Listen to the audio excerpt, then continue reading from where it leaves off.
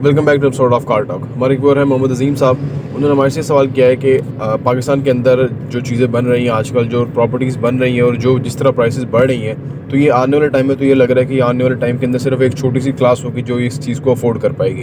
अगर for example जो 2 bed का अपार्टमेंट है वो 1.5-2 करोड़ को टच कर जाता है आने वाले 1-2 साल में ही, तो वो भी इतनी बड़ी कोई क्लास है नहीं, इतनी ज़्यादा आबादी है नहीं है जो कि उसको कर पाए। तो कब तक पाकिस्तान के अंदर वो मिडिल क्लास जो है वो थोड़ा ज़्यादा अपर मिडिल क्लास में जाएगी, और कब तक वो जो उनकी अर्निंग है वो इस मुकाम तक पहुँचेगी कि वो इनको आगे प्रॉपर्टीज़ वगैरह परचेज कर सकें, या उनकी बाइंग पावर बनेगी कब तक। आइए बात करते हैं।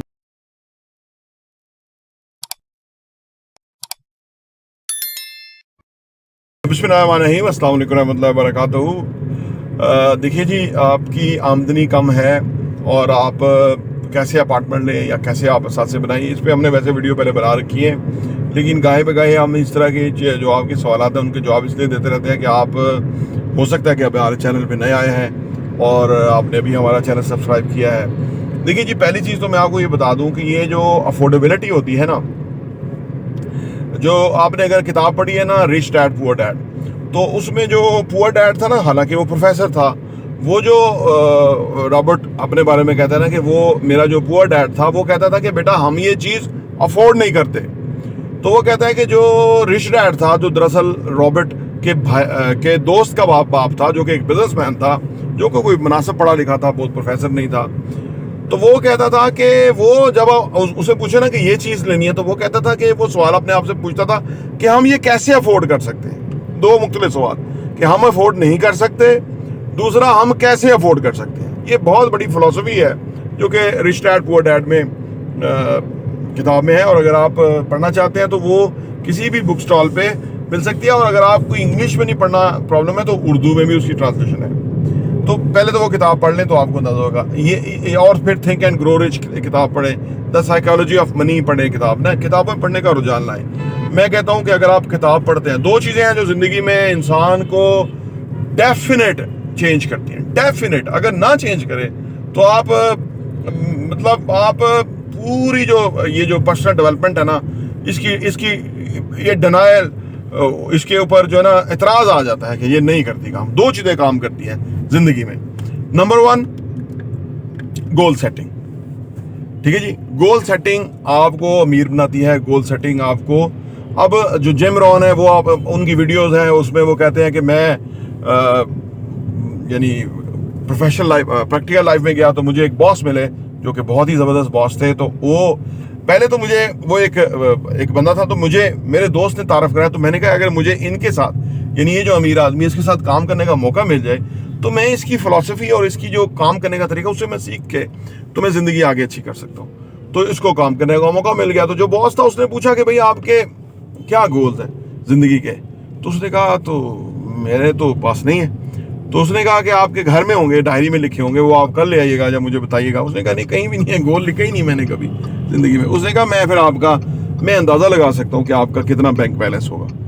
तो जैम कहता है कि मैंने उससे सोचा कि यार मेरा गोल मुकर्रर करने से मेरा बैंक बैलेंस में चेंजिंग आ जाएंगी। उसने कहा ड्रास्टिक चेंजिंग आएंगी। तो नंबर 1 है कि गोल सेटिंग। आप अगर गोल सेटिंग अपनी करेंगे, आप घर लेना चाहते हैं, अपार्टमेंट लेना चाहते हैं, कोई असासा बनाना चाहते हैं, उसका गोल मुकर्रर करें, उसका एक टाइम बाउंड गोल हो। ठीक है। दूसरी बात जो इंपॉर्टेंट है वो है किताबें पढ़ना, जो मैंने आपको 2-3 किताबें बताई। कम से कम ये तो पढ़ ही लेना, इतनी तो आपने रटी है ना किताबें। आज भी बच्चे मैं रटते होते मैं देखता हूँ तो मुझे शर्म आती है यार। अभी भी हम 50-40 साल 30 साल हमें भी हो गए, हमने भी रटा था कि पता नहीं क्या क्या कासाब्लंका आवाज फलाना, पता नहीं क्या, मुझे भूल ही गए। वो रटे लगाए थे तो हमें इम्तिहान पास किए थे। वो टीचर भी ऐसे थे, वो बताते ही नहीं थे वो चीज़ें।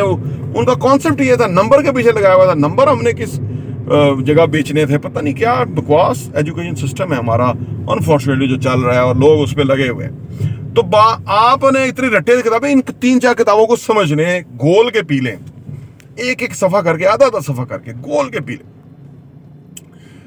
आपकी अफोर्डेबिलिटी वाला मामला हल हो जाएगा वंस फॉर ऑल। और नस्लों के लिए, आपके लिए, नस्लों के लिए। हमारा प्रॉब्लम यह है, मैं बचपन में सोचता कि यहूदी बहुत प्लानिंग करने वाले हैं, ठीक है ना। तो हमारे किसने हाथ पकड़े हैं प्लानिंग करने से? हमें किसने मना किया प्लानिंग करने से? हमारा दीन कौन सा प्लानिंग करने से नहीं मना फरमाता है? ऐसा नहीं है। हमारा दीन में नबी पाक सल्लल्लाहु अलैहि वसल्लम का मफहूम है एक हदीस का कि वो फरमाते हैं कि ऐसे जियो जैसे कल मर जाना है, लेकिन इंतजाम ऐसे करो जैसे सदियों यहां जिंदा रहना है।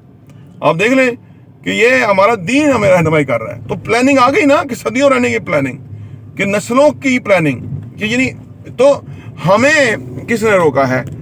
अब आज जो आपने कहा कि अफोर्डेबिलिटी नहीं है जी, महंगी हो रही है चीज़ें और हमारे यहाँ, बात दरअसल यह है कि कामयाबी उस बंदे को मिलती है, या वो बंदा अमीर होता है, वो सांसें ले सकता है, वो जिंदगी में खुशहाल हो सकता है जो कि अपने ऊपर काम करता है, अपने आप को कामयाब इंसान बनाता है। किसी बाहर की वजह से नहीं कामयाबी मिलती। कोई आपको जैकपॉट नहीं लगना, कोई जंप नहीं लगना, कोई सिफारिश नहीं चाहिए, कोई आपको बहुत बड़ा पैसा नहीं चाहिए कहीं से मिल जाए कि आप बहुत कामयाब हो जाएंगे। पैसे वाले पैसे जाया करके ख़त्म करके ज़िंदगी में उधर के उधर ही खड़े होते हैं। तो आपने अपने आप को एक ऐसा इंसान बनाना जो कि सक्सेसफुल हो, इंसान हो, ठीक है ना। इसमें एक थॉट ये है कि जो ये बात है ये तो बिल्कुल ठीक है कि ये पर्सनल लेवल पे तो बात बिल्कुल ठीक है। अगर ओवरऑल देखा जाए तो जितने ज़्यादा लोग हैं पाकिस्तान के अंदर, और मगर जब तक सारे बंदे इस टाइप के नहीं बनेंगे तब तक तो पाकिस्तान कहीं आगे जा नहीं सकता ना। और जब तक पाकिस्तान आगे नहीं जाएगा तब तक पाकिस्तान के अंदर कोई ना बड़े कोई स्टार्टअप्स होंगे। क्योंकि स्टार्टअप तभी होते हैं जब वहाँ पे अफोर्डिंग क्लास होती है। तो जब वहाँ पे ऐसे लोग ही नहीं होंगे तो ना कोई स्टार्टअप होंगे, ना कोई बड़ी कंपनीज होंगी, ना कोई बड़ी बात होगी। तो उसमें तो सिंपल रेगुलर सिस्टम ही चलता रहेगा जैसे अभी चल रहा है। तो ये एक पर्सनल लेवल पर तो ठीक है, जो पर्सनल लेवल बंदा खुद कर ले। जो पूरे ओवरऑल लेवल पर ये कब होगा, कैसे होगा, ये कैसे होगा? देखिए हमारा ना, हमने तारीख अगर पढ़ी हो तो जो मिस्टर होंडा है उसने कैसे अपना सफर का आगाज किया। आज कितने लोग होंडा की कंपनी में काम करते हैं, कितने लोग होंडा की, ये सामने गाड़ियां होंडा की दौड़ रही हैं, ठीक है ना। सोई हर ये जो जैक मा है उसकी हिस्ट्री का अंदाजा लगाएं। एक बंदे ने कितना बड़ा इम्पैक्ट क्रिएट किया। कायद-ए-आज़म एक ही था, बाकी तो सारे ऐसे ही थे, नवाब शवाब इकट्ठे किए हुए थे, ठीक है ना, जो कि उसको बस एक रौनक बनाई हुई थी। एक कायद-ए-आज़म था, अल्लामा इकबाल उनको वापस लेकर उन्हें पता ये बंदा है, इसके अंदर कोई गट्स हैं, ये लीडरशिप कर सकता है लोगों की। बाकी तो लोग सारी कौम अनपढ़ थी।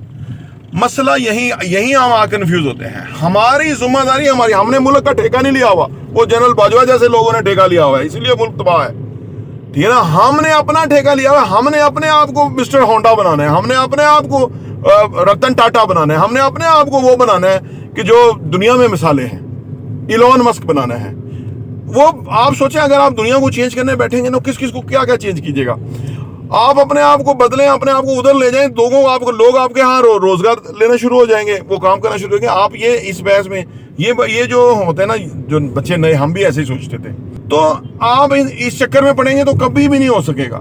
देखिए आप हर फर्ज करें घर के अंदर आप 5 मेंबर हैं, 4 मेंबर अपने ऊपर काम नहीं करते, आप अपने ऊपर काम करते हैं, आप रोल मॉडल बन जाते हैं, तो वो 4 के ऊपर भी इम्पैक्ट होगा। वो कहेंगे यार एहसन जो है ना, जो एहसन है वो होगा, वो बेहतर है। अब अभी नहीं मानेंगे आपको, वो आपको नहीं मानेंगे जब तक आपको बहुत बड़ी कामयाबी हो। तो फिर आपको सारे वो एहसन मेरा कजन है, मेरा भाई है, भाई वो मेरा दोस्त है, हम इकट्ठे पढ़ते रहे। देखो ये यहाँ से चीजें, इंस्पायरेशन जो है उसका प्रोसेस जरा लंबा है, ठीक है ना। वो उस लेवल पे जाके लोग आपसे इंस्पायर होना एक्सेप्ट कर लेते हैं, आपको वो नहीं करते। अगर हम इस ठेके में पड़े रहे कि हम जो सारे मुल्क को सही करेंगे, लोगों को सही करेंगे, हम तो अपनी बात करते हैं। कोई अगर उसे लर्न करता है या सीखता है या उसको कोई फायदा तो अच्छी बात है, नहीं तो हमें तो फायदा है बात करने में भी। जिस जगह जिस लेवल पे हम बात कर रहे हैं, यानी जिस एनर्जी के साथ बात कर रहे हैं, उसी एनर्जी के साथ हम अपनी जिंदगी में उसको अप्लाई कर रहे हैं। कोई करता तो करे, नहीं करता तो जाए, मतलब उससे हमें कोई फर्क नहीं पड़ता। बात यह है कि हमारी जिम्मेदारी हमारी है, अच्छा मुसलमान बनना हमारी जिम्मेदारी हमारी है, ठीक है ना। मैं अगर तरावी नहीं पढ़ता या मैं नमाज नहीं पढ़ता तो किसी को दुनिया को क्या फर्क पड़ने वाला है, लेकिन मैं पढ़ूंगा तो एक अच्छा मुसलमान। मैं अगर झूठ बोलता हूँ या मैं अगर 2 नंबर काम करता हूँ, सही है, तो बहुत सारे कर रहे हैं, आपको पता है हर बंदा ही कर रहा है, जो भी जनरल बाजवा से लेके तो ब्यूरोक्रेट से लेके तो जजों से लेके तो कौन कौन नहीं हराम खाता। लेकिन अगर मैं नहीं खाता तो मैं अपनी मिसाल बन सकता हूँ कि यार मैं नहीं खाता हराम, सही है ना। मैं तो इससे चीजें बदलेंगी, ठीक है ना। तो अफोर्डेबिलिटी की बात असल में शुरू हुई थी कि आपका, देखिए प्रॉब्लम तो आपका है कि आप अपार्टमेंट अफोर्ड नहीं करते, आप घर अफोर्ड नहीं करते, आपके पास गाड़ी नहीं है या आपका वसाइल नहीं है। पूरे माशरे का प्रॉब्लम होता रहे, उनकी जिम्मेदारी है, उनके बच्चे हैं। अगर कोई बच्चों से प्यार करता है, मोहब्बत करता है, तो वो अच्छी एफर्ट करे, कोशिश करेगा, किताबें पढ़ेगा, हर वो चीज तलाश करेगा जहां से उसकी कामयाबी जुड़ी हुई है, अगर उसको मोहब्बत है। तो जिसको झूठी मोहब्बत है वो ऐसे बच्चे को टाफियां टिकियां खिलाता रहेगा कि मुझे इससे बड़ी मोहब्बत है। वो तो नफरत है उसको उसके साथ, उसको तो उसने झूठ के उसमें रखा हुआ है, खुद भी जो है ना वो काम नहीं करता और वो खुद भी किसी काबिल नहीं। औलाद भी बहुत कम होता है कि बाप नाहल और औलाद बहुत काबिल हो जाए, बहुत कम होता है ये। आमतौर पर ये जो एक जनरेशन एक बेस बनाती है, तुगरुल एक बेस बनाया, उस्मान उसके बाद एक बड़ी बेस पे आया, फिर जो ओरहान था उसकी बड़ी बेस है, ये हिस्ट्री है। तो ये जो है ना एक प्रोसेस है, लॉन्ग प्रोसेस है, शॉर्ट नहीं है। एक नस्ल में तो कुछ भी नहीं होता, दूसरी नस्ल एफर्ट करके कहीं पहुंच, तीसरी। तो आप अगर आज अपनी फाइनेंशियल मैनेजमेंट के ऊपर कोशिश करेंगे और आप अपने जो मसाइल है उनको हल करने की कोशिश करेंगे, तो आपने अकेले करना, आपको किसी की जरूरत नहीं है, ठीक है ना। देखिए 24 आवर्स आपके पास हैं, आप रात को कितने घंटे किताब पढ़ते हैं, या आप फजूल सोशल मीडिया पे टाइम गुजारते हैं, या आप कोई कुछ नहीं करते, वो दैट डिपेंड्स ऑन यू, क्योंकि आपकी लाइफ है, ठीक है। इस तरह हर बंदे की लोग इतने ज़्यादा ये डोपामाइन के चक्कर में इतना ज़्यादा टाइम गुजार देते हैं फजूल कि वो काम ही नहीं कर सकते, उस नाहल हो जाते हैं, वो काम करने के काबिल ही नहीं रहते। क्योंकि काम के अंदर ये है कि आपकी जो ना रोजाना की एफर्ट रिक्वायर्ड है, ठीक है ना। मतलब एक कांस्टेंट और कंसिस्टेंट एफर्ट रिक्वायर्ड है। ये कांस्टेंट और कंसिस्टेंट एफर्ट नहीं लोग कर सकते, सेल्फ डिसिप्लिन नहीं लोग हो सकते। वो कहते हैं बस देखा जाएगा, बस वो देखा जाएगा, फिर वो जिंदगी में उसकी कीमत अदा करते हैं, जिंदगी में पीछे रहते हैं, मांगते रहते हैं, भीख मांगते हैं, कमजोर सी लाइफ गुजारते हैं, अपना नुकसान करते हैं, किसी का क्या नुकसान करते हैं। तो ये देखिए माशरे इस तरह से बनते हैं। हाँ, अमेरिका ने ये किया कि वहाँ जो बड़े थे उधर के, ठीक है ना, इब्राहिम लिंकन थे और बहुत बड़े थे, लीडर थे। दरअसल हमारे तो कायदे आज़म से ना उसके बाद तो सारा वो जो आ गया, वो जो था वो फौजी अयूब खान, जो प्लाटों के लालची था, इंसान था। अब कब्र में पता नहीं उसको कितने प्लाट मिले होंगे या कितने ले गया होगा। तो ये आ गए हमारे, तो ये लीडर ही नहीं थे, ये तो आइन तोड़ने वाले चोर थे, इनको तो सजाएं मिलनी चाहिए थी। लेकिन ये कि इधर जज भी कमजोर थे, जजों को भी अपनी अय्याशी दरकार थी, वो भी उनकी सुन के फैसले करते रहे, मुल्क को तबाह कर दिया।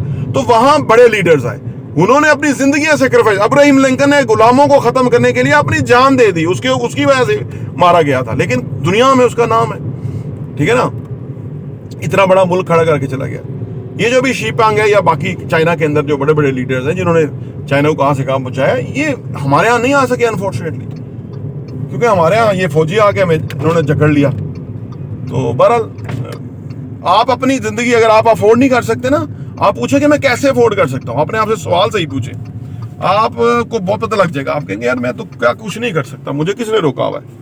अगर आप कहेंगे ये चिब्बा काना जो बंदा है ये कर सकता है, तो मैं क्यों नहीं कर सकता, मेरे में सलाहियतें से ज्यादा है। अल्लाह ने आपको जो सलाहियतें दी हुई हैं वो आपको, तो देखें हर बंदे का डीएनए मुख्तलिफ है, हर बंदा यूनिक है, लेकिन वो ये है कि वो अपनी यूनिकनेस को फाइंड कर भी रहा है कि नहीं कर रहा। जिंदगी क्रिएट करना नहीं, जिंदगी फाइंड करना है कि आप क्या हो बेसिकली ना। तो वो किताबें पढ़ने से, काम करने से, लोगों के साथ कंपीट करने से, लीड करने से, एक्स्ट्रा आवर्स काम करने से तो फिर होगा। प्रॉपर्टी भी देखने का बहुत बहुत शुक्रिया।